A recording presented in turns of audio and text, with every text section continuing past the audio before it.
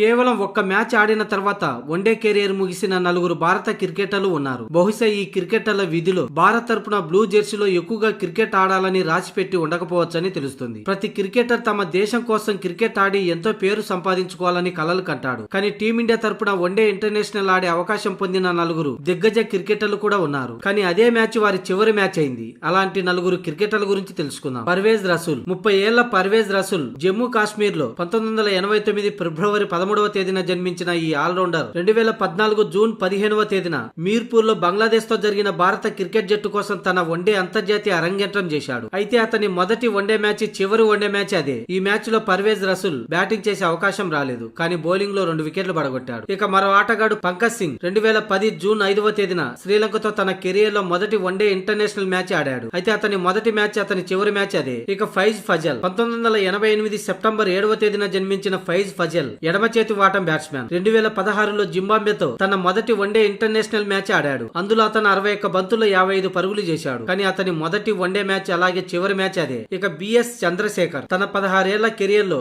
58 test మ్యాచ్లు ఆడి 242 వికెట్లు తీశాడు. అయితే అతను వన్డే ఇంటర్నేషనల్ క్రికెట్ మ్యాచ్ లో ఒకే ఒక మ్యాచ్ ఆడాడు. 1976లో న్యూజిలాండ్ తో మొదటి వన్డే, చివరి వన్డే అదే. ఆ మ్యాచ్ లో అతడు 12 సగటుతో 36 పరుగులకు 3 వికెట్లు తీసుకున్నాడు. అలాగే బ్యాటింగ్ లో 13 బంతులు 11 పరుగులు చేశాడు. మొత్తానికి ఈ నలుగురు ఆటగాళ్లు ఆడిన ఒకే ఒక్క వన్డే మ్యాచ్ లో అరంగేట్రం మ్యాచ్ తోనే వన్డే కెరీర్ ముగించారు.